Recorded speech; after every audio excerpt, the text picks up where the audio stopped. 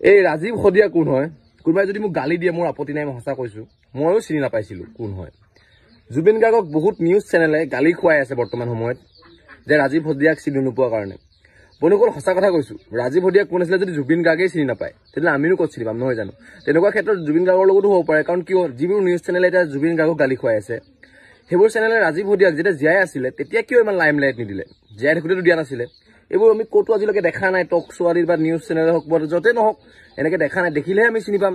মানুহ এজন যেতিয়া মৰি যায় বা ঢুকাই যায় তাৰপিছত তেওঁক ইমান পাব্লিচিটি দিয়াতকৈ জীয়াই থাকোঁতে কিয় নিদিলে? জীয়াই থাকোঁতে সেইটো যোগ্য আছিলে, জীয়াই থাকোঁতে পাব লাগিছিলে, হয় নাই বাৰু কোৱাচোন? মোক কোনোবাই গালি দিলেও গালি দিব পাৰে, কিন্তু সঁচা এটা কৈছো নাই ক'বা। জাতিৰ কাৰণে মইতো গান গাইছো গান, এতিয়া মই তাক ইমান মই চিনি নাপাওঁ কিন্তু দেই। জাতিৰ কাৰণে মাটিৰ কাৰণে গান গোৱা ৰাজীৱ শদিয়া ঢুকাইছে, সকলোৱে দুখ কৰিছে, কি ক'ব বিচাৰিব ৰাজীৱ শদিয়া? না, ইটছ এ চেড থিং তাত আমি সহায় কৰিছোঁ। আমি এতিয়া মই তাক ইমান মই চিনি নাপাওঁ কিন্তু দেই।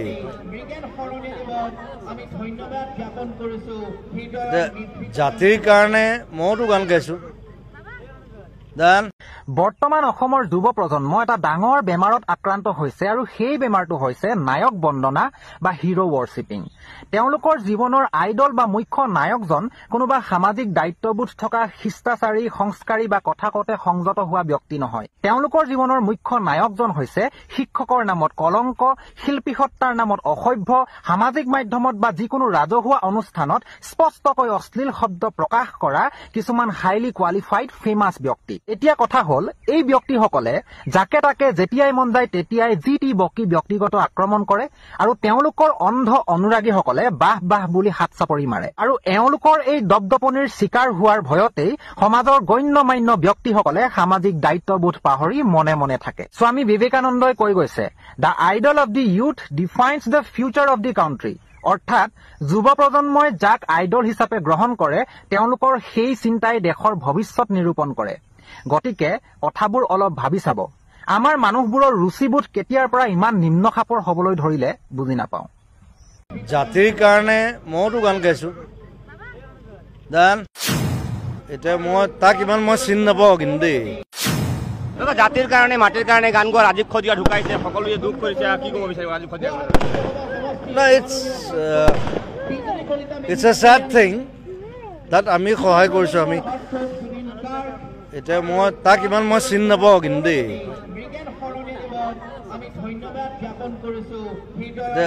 জাতিৰ কাৰণে মইতো গান গাইছো গান।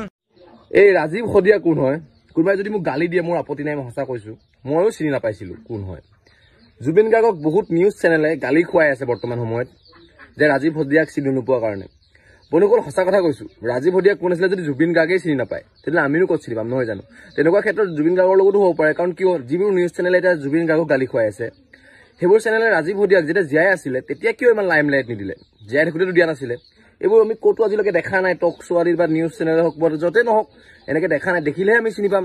মানুহ এজন যেতিয়া মৰি যায় বা ঢুকাই যায় তাৰপিছত তেওঁক ইমান পাব্লিচিটি দিয়াতকৈ জীয়াই থাকোঁতে কিয় নিদিলে? জীয়াই থাকোঁতে সেইটো যোগ্য আছিলে, জীয়াই থাকোঁতে পাব লাগিছিলে, হয় নাই বাৰু কোৱাচোন? মোক কোনোবাই গালি দিলেও গালি দিব পাৰে, কিন্তু সঁচা এটা কৈছো নাই ক'বা।